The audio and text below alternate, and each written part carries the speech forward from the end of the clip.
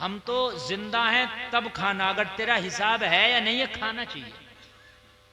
अच्छा मर गए तब भी खाना चाहिए हमें। आप चाहे कर्जा लेके, चाहे उधार लेके, चाहे जमीन बेचो, चाहे घर बेचो, हमें खाना चाहिए। खाना खिलाना सवाब है, लेकिन यार किसी को कर्जे में डाल के तो सवाब नहीं है ना। किसी यतीम को उसके कांधों पे कर्जे का बोझ रख के तो सवाब नहीं है ना। मैंने देखा है कि जनाजे की चारपाई जिस दिन उठती है उस दिन 50,000 का खाना उठ जाता है। जिस दिन जनाजे की चारपाई उठी उस दिन 50,000 का खाना। और खाने वाला कोई रामातार नहीं होता है, ना ओम प्रकाश होता है। खाने वाले सब यही अब्दुल्ला, अब्दुल गफ्फार, अब्दुल सत्तार, अब्दुल, ये सब यही होते हैं जिन्होंने कलमा पढ़ लिया होता है। जलसे में आने वालों जरा मुझे आप बताओ कि जिसके घर से जनाजा उठा है, आप जरा अपने सीने पे हाथ रखो, उसका बाप बीमार था, बच्चों ने कर्जा ले ले करके अपने बाप की इलाज कराया। बाप बीमार है, बच्चा कर्जा ले लेके उसका इलाज कराता है। लेकिन एक दिन ऐसा भी आया कि बाप की सांसें टूट गई, बाप की जिंदगी का इख्तिताम हो गया। लेकिन यतीम बच्चों को जो बाप छोड़ के गया है, बच्चों के कांधों पे वो कर्जे का बोझ छोड़ के गया है। ये लोगों जरा अपने सीने पे हाथ रख के फैसला करना, गरीब है, बाप इंतकाल कर गया, बच्चों पे दागे यतीमी लग गया। बाप अपनी जिंदगी में ही बच्चों को कर्जमंद छोड़ के गया था, लेकिन बाप मरा है तो बच्चा कर्जे में है। बाप मरा है, कारोबार को ताला लगा है। बाप मरा है, कारोबार बंद हो गया। बाप मरा है, कर्जा छोड़ के गया है। अब मुझे बताओ, इस बाप के मरने के बाद अगर हम 40 में तक लाख 2 लाख का खाना खा जाए तो ये यतीम बच्चा और कर्जे में चला जाएगा। अरे ये कहां से बच्चा दुआ देगा, कहां से तुमसे रब की रहमत राजी होगी, मुझे बताओ। मैंने देखा है अगर बाप का इंतकाल हो गया कोई नहीं आता बस्ती वाला, एक गरीब यतीम तू टेंशन ना लेना। बता तेरा बाप तेरे ऊपर कितना कर्जा छोड़ के गया है। तेरे ऊपर अगर 2 लाख का भी कर्जा है तो अभी अदलपुर के लोग मरे नहीं है, अदलपुर के लोग जिंदा है। 1000-1000, 2-2 500 रुपया करके हम चंदा करेंगे और चंदा करने के बाद यतीम तुझे कर्जे में नहीं रहने देंगे। तेरा कर्जा हम जिंदा लोग उतारेंगे, हम तुझे कर्जमंद नहीं रहने देंगे। तेरे बाप का साया उठा है लेकिन बस्ती वाले अभी मरे नहीं है, बस्ती वालों की खैरत मुर्दा नहीं हुई है। तेरा कर्जा हम उतारेंगे। अरे कितना अच्छा होता कि अगर बाप मरा है, उसकी कुछ जवान बेटियां हैं, घर जाके कहते टेंशन ना लेना, ओ बेवा तेरी जवान बेटियां हैं, तू परेशान ना होना, तू इद्दत के अंदर है लेकिन टेंशन ना लेना। अभी अदलपुर जिंदा है, अभी नामे मुस्लिम जिंदा है, अभी कलमा पढ़ने वाला जिंदा है। तेरी इद्दत भी पूरी ना हो सकेगी। हम अपनी बस्ती वाले सारे लोग इकट्ठा करके तेरी बेटियों की शादी का इंतजाम करके छोड़ेंगे। नारे तकबीर, नारे रिसालत, मसलके आला हजरत उलमाए अहले सुन्नत मुफ्ती गुलफाम साहिब क़िबला रामपुरी इस्लाहे मुआशरा कॉन्फ्रेंस। नारे तकबीर। अच्छा होता। देखो मरने वाले 3 कैटेगरी के हैं। एक तो मरने वाला अमीर मरता है, चलो उसके लिए कोई बात नहीं, अगर वो कर्जा में भी है तो अमीर है, उसका बिजनेस और कारोबार है, ठीक है वो उभर जाएगा। एक मिडिल क्लास का है, अगर ज्यादा बोझ डाल दिया तो दब जाएगा, लेकिन उसको भी अगर हल्का सहारा आपने ना दिया कोई बात नहीं, लेकिन बोझ ना डाला वो भी संभल जाएगा। लेकिन एक गरीब है, आपने सहारा तो नहीं दिया, लेकिन जिस दिन बाप मरा था दूसरा दिन आया, बता तीजे में कितनी देगे बनेंगी, बता कितना गोश्त आएगा, बता कितना चना आएगा, 50,000 का खर्चा हमने दूजे वाले दिन बता दिया। लेकिन उस यतीम से ये ना पूछा बता तेरा बाप कर्जा कितना छोड़ के गया है, उस गरीब यतीम से ये नहीं पूछा बता तेरी कितनी बहनें जवान हैं, बता इस मरने वाले की कितनी बेटियां जवान हैं। होना तो ये चाहिए था कि जब तक इसकी बीवी इद्दत से न निकल सकी थी उससे पहले उसकी बेटियों के निकाह का इंतजाम हमने कर दिया होता। कौन करता है? नहीं करते। कौन करता है? नहीं करते। काश उस यतीम बच्चों के कर्जे का इंतजाम हमने कर दिया होता, नहीं करते। बल्कि हम कहते हैं कि ये बता कितना खाना बनेगा, और वो खाना जब बनाता है ना तो जरूरी नहीं जब वो पहले से कर्जे में था तो अब रात में कोई जिब्रील नहीं दे गए उसको पैसा। गरीब और कर्जा लेता है और कर्जा लेने के बाद में फिर वो खिलाता है, फिर वो दावतें करता है। हमें तो जब तक दावत ना हो ना हम तो फातिहा में भी नहीं जाएंगे, इसलिए कि हम तो फातिहा भी किराए वाली पढ़ रहे हैं। हाँ, हमारी दावत करेगा तो हम फातिहा में जाएंगे। अरे कितना अच्छा होता कहते मैं तेरे घर पे एक लुकमा नहीं खाऊंगा, हाँ मैं फातिहा में जाऊंगा, मैं जरूर फातिहा में जाऊंगा, इसलिए कि मेरा रिश्ता तेरे खाने से नहीं है, मेरा रिश्ता तेरा कौरमा से नहीं है, मेरा रिश्ता तेरी बिरयानी से नहीं है, मेरा रिश्ता तो उससे था जो मर के कब्र में चला गया है। क्या उससे इतनी भी मोहब्बत नहीं कि उसकी फातिहा में जाकर दो हाथ उठा सको? हाथ जब भी उठाएंगे जब दावत होगी, और न फातिहा में भी नहीं जाएंगे। फिर लोग कहते हैं हजरत क्या करें, हमारे यहाँ का माहौल ही ऐसा है, अगर तू ना खाएगा खुदा की कसम जब खाना बचेगा और जब कोई खाएगा ही नहीं मैयत का खाना तो दूसरी मैयत में कोई खाना ही नहीं बनाएगा कि हमारी बस्ती में तो कोई खाता ही नहीं है यार, तो बनाए क्यों? लेकिन मर गए एहसास, हमारे अंदर का मुसलमान मर गया। लोगों, हमारे अंदर का मुसलमान बिल्कुल खत्म है, हम चढ़ती फिरती लाश है। अरे मुझे बताओ, अगर मरने से लेकर 40 में तक इसका 1 से 1.5 लाख रुपया अगर तुम खाने में ना बर्बाद किए होते तो शायद इसका कर्जा उतर जाता, शायद उतर जाता। और एक बात बताऊं, ये बहुत लंबा खाना तो शादी में भी नहीं आया, मैयत की बात कर रहे हैं, बहुत लंबा खाना लाएं। ये जो लंबी लंबी बारातें जा रही हैं, किसी आलिम से पूछ के आए, लड़की वाला अखलाकी तौर पे खिला दे तो अच्छी बात है, वरना लंबा खाना तो शादी में भी नहीं है। नबी फरमाते हैं शादी को आसान करो, हमने तो मैयत को हार्ड कर दिया मियाँ। अभी एक जगह मैयत हुई, 8 भगोने खत्म हो गए, मैयत वाले दिन दोबारा बना खाना।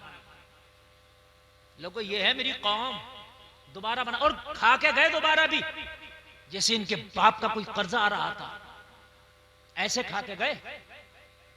यानी खत्म हो गया खाना, दोबारा बना, और फिर भी दोबारा ये बगैर दम खा के गए।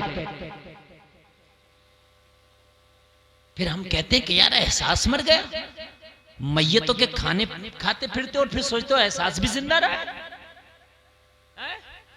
वो खिलाने वाला तो चलिए खिला रहा, लेकिन तू किस दिल से खिला रहा है? आज यार क्यों ना तुम ये सोचो कि यार मैयत में तो खाना मजबूरी में, चलिए अगर कहीं फंस गया, बहुत दूर तू गया है, दूर का मेहमान है, कोई बात नहीं, खाने के वक्त तक नहीं पहुंच सक रहा है, तब भी कोशिश कर बच जाए तो बेहतर है, तब भी कोशिश कर बच जाए तो बेहतर है। इसलिए कि शादी जो होती है इंतजामात पहले से होते हैं, मैयत का कोई इंतजाम पहले से नहीं होता। लेकिन हमारे यहां तो मैयतों के खाने भी बड़े लंबे हैं यार, बड़े लंबे हैं। 70 किलो उड़द तीजे में, हाँ ये एक शादी है, एक शादी में, और जलसे में आने वालों ये खुद से तुम्हें अपनी इस्लाह करना होगी। गांव पे ना जाओ, गांव क्या कर रहा, खुद कसम खाओ मैंने नहीं खाना है, पका कितना पकाएगा, मैंने नहीं खाना है। और अगर सवाब की नीयत से खिलाते हो ना, पहले तो आला हजरत मना फरमाते हैं मैयत का खाना दावत करके जायज नहीं, कि दावत कर ली, हाँ मेहमान आए थे, खाना बन गया और वो दूर के मेहमान थे, अब अगर खा गए फिर उससे भी कोशिश करो बचने की, लेकिन अगर वो खा लिया तो ठीक है, लेकिन दावत करके जायज नहीं। किस बात की दावत हो रही है? मैयत की। और मैयत में दावत किसकी होती है? मुझ जैसे मोटे मौलवी की, प्रधान की, नंबरदार की, मास्टर साहब की, डॉक्टर साहब की, प्रधान जी की है? हम जैसों की दावत मैयत में, चल किसी हद तक गरीबों को ले लेता, और गरीब को भी मैयत ही के दिन उस दिन 40 में तीजे में क्यों बना के खिला रहा है? एक काम ना कर, मैयत के नाम से किटे बना, 10 किलो चावल, 10 किलो आटा, 5 किलो दाल, 2 किलो रिफाइंड, नमक, मिर्ची, मसाला, धनिया, सब कुछ किट बना और लिस्ट बना। और ये किट वो बनाए जिसके घर में असासा है, वो चाहता मैयत के नाम से कुछ करूं मैं, वो। और लिस्ट बना लो कि मेरी अदलपुर में गरीब कितने हैं, जो वाकई गरीब हैं, या अदलपुर में नहीं आसपास में भी जो हैं, चुपके सी रात में जाओ उनके घर में ये राशन किट रात में दे दे। ये गरीबों के बच्चे खाएंगे ना तो अल्लाह की कसम तेरे मरने वाले को ज्यादा सवाब होगा। मगर रस में चल रही है, रस में है तो वो तीजे में खिलाऊं। अरे क्यों खिलाएगा तीजे में, तुझे खाना ही तो खिलाना है। अरे बात है कि नहीं है। मदरसे में जाओ जिसमें बाहर के बच्चे खाना खाते हो, जिसमें मदरसे में खाते हो, वहां जाओ, पूछो कितने का खाना बनता रोजाना का, वो कहे इतने का। लो अपने अब्बा के नाम से इतने दिन का खाना मैं खिला रहा हूं। सुभान अल्लाह तो बोल दो। सोच रहे हो मौलाना हमारा खाना मरवा रहा, तो हम क्यों बोले? नहीं, हंसने की नहीं, रोने की बात है अजीजों। समझ रहे हैं आप? मैयत के नाम पे अगर खाना खिलवाना तो मैं बताऊं आपको, किसी का इंतकाल हो जाए जल्दी से जाएगा कुरान का हदिया करा कर लाएगा। मस्जिद में इतनी पेटियां पहले से रखी हैं कुरान की, फिर और ना वो पढ़ी जा रही हैं, बेउर्मती हो रही है उनकी, वो इधर रखी जा रही है, कोई उठाकर उधर रख देता, उधर रख देता। मैंने देखा 30-30, 50-50 पेटियां कुरान की रखी है मस्जिदों में। अरे भाई ये तो बता दे मुझे यार, क्या वो कुरान रख रहे हैं अब्बा के नाम से? अरे भाई कुरान रख रहे हैं, जहां जरूरत है वहां रख, और नहीं तो एक काम ये कर कि यहां कुरान मत रख, किसी गरीब मौलाना को किताबें दिला दे। इस कुरान रखने से ज्यादा सवाब होगा। उस गरीब मौलाना पे इतना पैसा नहीं है कि किताबें खरीद ले, तू अपने अब्बा के नाम से दिला देगा। जब तक मौलाना ये किताबें पढ़ के दूसरे को पढ़ाएगा तेरे अब्बा को सवाब मिलता रहेगा। कितने गरीब आलिम है फतावा रज़विया का सेट नहीं खरीद सकते, फतावा फैजुर रसूल का सेट नहीं खरीद सकते, हैं? जामिउल हदीस का सेट नहीं खरीद सकते। मोटी मोटी किताबें हैं तो एक काम ना कर, आलिम को दिला दो। मदरसे में जो बच्चे पढ़ रहे हैं ना उन्हें किताबें दिला दो। और मदरसे में तो 90% बच्चे होते हैं जो मुकम्मल किताबें खरीद ही नहीं सकते, मेरी गारंटी। उसका दिल चाह रहा फतावा रज़विया खरीदूं, अब कहां से खरीदे 10,000 की? मस्जिद में कुरान रखना जरूरी नहीं है। अच्छा, मरने के बाद कुरान बड़ा याद आता है, जिंदगी में कुरान ही नहीं याद आता। जिंदगी में कुरान पढ़ने का टाइम नहीं, कुरान सुनने का टाइम नहीं। तरावी की नमाज में अगर हाफिज कुरान ने रकात में थोड़ा सा 2-4 रुकू ज्यादा पढ़ दिया, लड़ने तैयार, झगड़ा करने तैयार। हजरत क्या पूरा कुरान आज ही खत्म करोगे? क्यों, ये कुरान नहीं है? लेकिन मरने के बाद अब कुरान से इतनी मोहब्बत हो गई, कब्र पर कुरान पढ़वाएगा, मस्जिद में कुरान रखेगा, तीजे में कुरान, 40वें में कुरान। मैं ये नहीं कहता कुरान पढ़ना गलत बात है, मैं ये कह रहा हूं कुरान पढ़ना अच्छी बात है, मगर जिंदगी में कहां चले गए थे? कुरान मुर्दों की किताब थोड़ी है, कुरान जिंदों की किताब है। मैं ये नहीं कह रहा कि मरने वाले के लिए कुरान ना पढ़वाओ, पढ़वाओ, लेकिन मरने के बाद ही क्यों कुरान? मरने से पहले कुरान क्यों नहीं? मरने से पहले कुरान को करीब नहीं आने देता, मरने के बाद कुरान। अब तो मरने के बाद इतना कुरान मदरसे में बच्चों को नहीं पढ़ने देता। हजरत लेकर चलो कुरान खानी।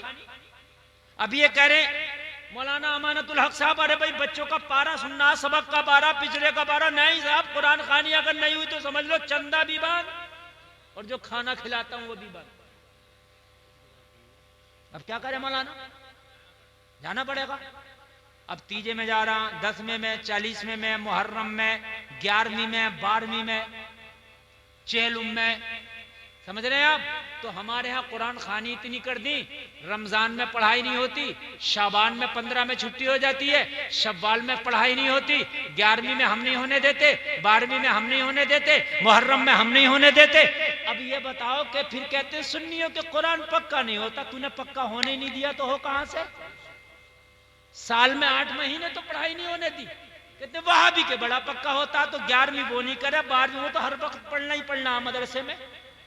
अगर कभी कुरान खानी कराना हो, शरीरी लेके मदरसे में आ जाओ, कहो कारी अमानतुल हक ये शरीरी है, सुबह फजर से छुट्टी तक तुम्हारे बच्चों ने जितना कुरान पढ़ा है वो सब मेरे बाप के नाम से बख्श दो। ये है ओरिजिनल कुरान खानी। जो तुम्हारे घर पे बच्चों ने पढ़ा कोई गारंटी नहीं एक नंबर का पढ़ा हो, जो बच्चों ने पढ़ा कम खींचा होगा, कहीं गुन्ना किया नहीं, इख्फा किया नहीं। यहाँ तो ये डंडा लेके बैठे थे, इख्फा भी करा रहे हैं, गुन्ना भी करा रहे हैं। बात है कि नहीं मेरे भाई? तो यहाँ कुरान खानी करा दो। मरने वाले के नाम से जरूरी नहीं कि दावत हो के खाना हो। अगर कोई अमीर है वो ये चाहता है कि निसाम मैं तो खाना खिलाऊंगा, तो तू खिला, मना कौन कर रहा? लेकिन एक काम ना कर, किटे बना दे, और किटे भी ना बना, चुपके से 5,000 रुपए गरीब को दे दे, ले भैया मेरे अब्बा के नाम से है ये। तू चाहे इसका मुर्गा खाइए, बकरा खाइए, चावल लाइए, दाल लाइए, रिफाइंड लाइए, तेल लाइए, हल्दी लाइए, धनिया लाइए, पुदीना लाइए, अपने बच्चों को कपड़े बनाइए, सबसे बेहतर है ये। जरूरी नहीं है कि भाई आम तरीके से खाना हो। इन रस्मों को बंद करो। इंसान शादी से ज्यादा मरने की टेंशन। अरे यार शादी में तो पहले से इंतजाम करता, मरने में कौन इंतजाम करता है? अच्छा शादी में एक बार खिला के निपट गया, शादी में एक बार खिला के, मरने में एक बार में काम नहीं चल रहा। जिस दिन मरा उस दिन भत्ती, तीजा। हंसने की नहीं रोने की बात है मेरे अजीज। ये कुछ चटकुल्ला नहीं बयान कर रहा, खुदा की कसम। ये जरा अपने दिल पे हाथ रख के किसी गरीब की तरफ देखो, वो करेगा मजबूरी को, लेकिन किस दिल से कर रहा है ये भी देख लो। तीजा, 10वां, 20वां, 40वां, कितने खाने हो गए मैयत में? शादी में एक खाना और मैयत में 4-5 खाने। कौन कंट्रोल करेगा इस पे? मोदी जी करेंगे, हम करेंगे। इस पे योगी जी करेंगे, हम करेंगे। और कैसा होगा? हमने नहीं खाना, हमने खाना ही नहीं।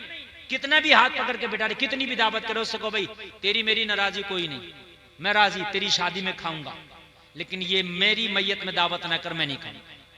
कल को मैं भी नहीं करूंगा तेरी, बात खत्म हो गई। मजीद बात समझ में आ रही है कि नहीं आ रही है?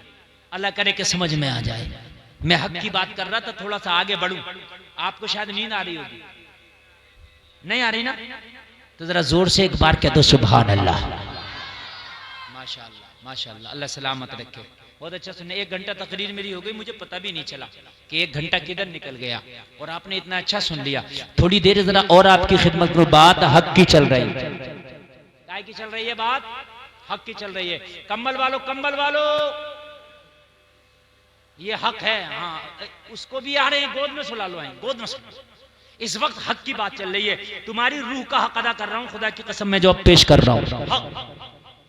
हक हक हक क्या है? शरीयत के बहुत बड़े इमाम, नाम है इमाम मालिक, इनकी बारगाह में खातून आई। कौन आई? नौजवानों बताओ। अरे बोल दो। अच्छा नौजवानों, खातून का मतलब समझते हो नहीं? हाँ सही बता रहा हूं, ये जरूरी नहीं है कि ये खातून का मतलब भी समझते हो। सही बता रहा हूं मैं। हमारी कौम का आजकल हाल यही हो गया, खातून औरत को कहते हैं। बेटा एक औरत आई, कहने लगी हुजूर एक मसला पूछना चाहती हो। कहने लगे बैठ जाओ। लोगों से इमाम मालिक ने मुलाकात की। गुड्डू भाई आप आ गए माशाल्लाह। अच्छा आइए। तो तवज्जो फरमाएं, मेरे एक एक जुमले पे तवज्जो करें, एक एक जुमले, एक एक जुमले पे तवज्जो करें। ये गुड्डू भाई मुझसे बड़ी मोहब्बत करते हैं असल में।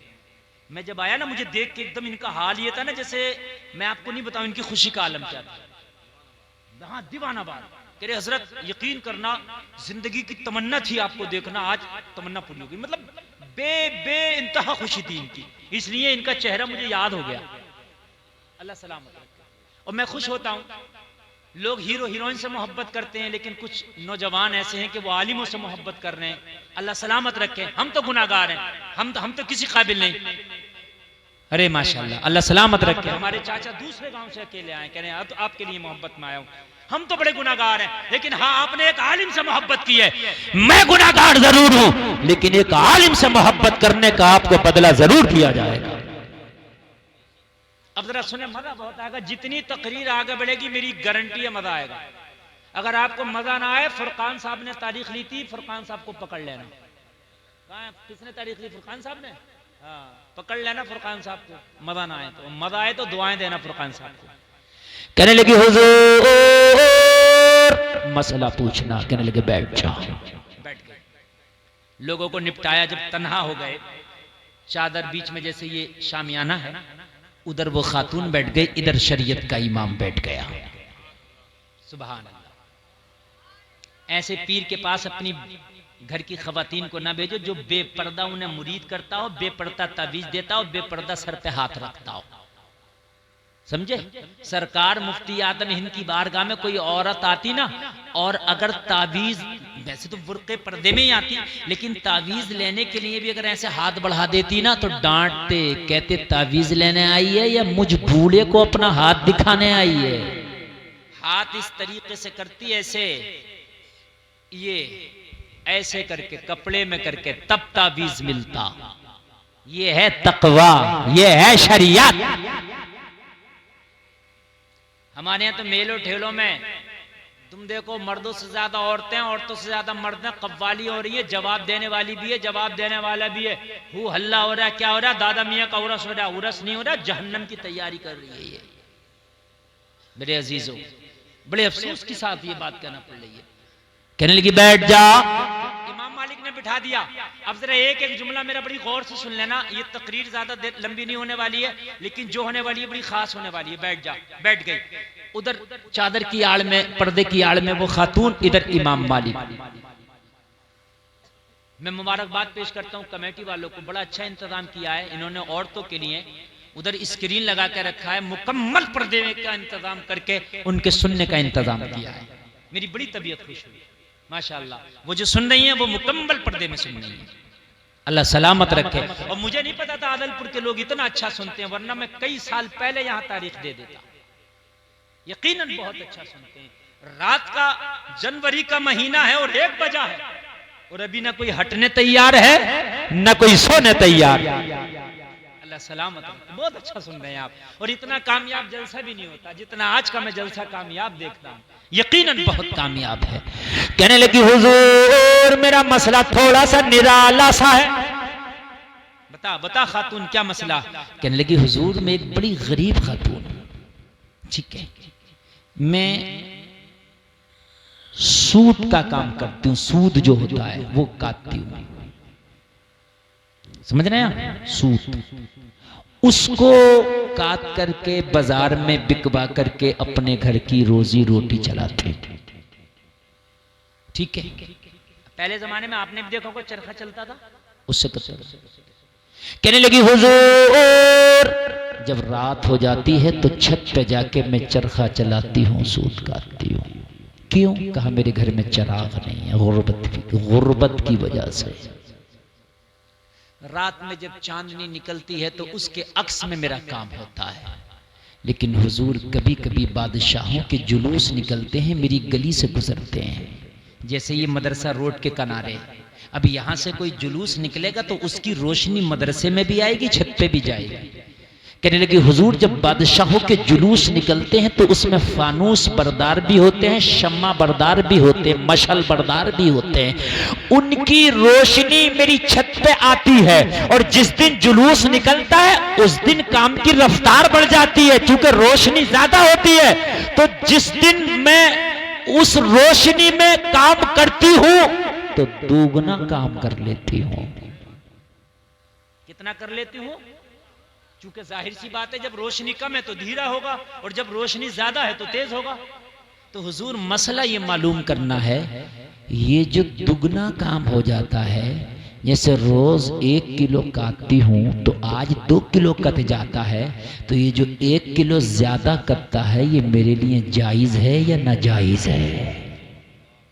हाय हाय हाय, सुनो क्या है।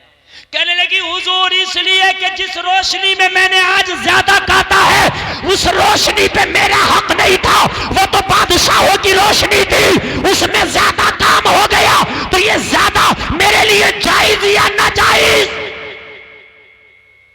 बताएं मसला। हम तो पूरे के पूरा डकार गए, मसला भी नहीं पूछा किसी से। बेशक बेशक। सोचते हैं ये तो हमारे अब्बा का था, पूरा डकार के सोचते हैं। और सुनो, तुमने खाली कलमा पढ़ लिया, इसका नाम इस्लाम नहीं। खाली दाढ़ी रख ली इसका नाम इस्लाम नहीं, खाली टोपी ओढ़ ली इसका नाम इस्लाम नहीं। एक एक लुकमे का मैदान महशर में हिसाब तुझे देना है तो इसका मुहासबा अब कर ले। एक एक लुकमे का, कहीं जिस लुकमे को तूने खाया ऐसा तो नहीं कि उसमें तेरा हक ना था। जब हजरत हलीमा फरमाती है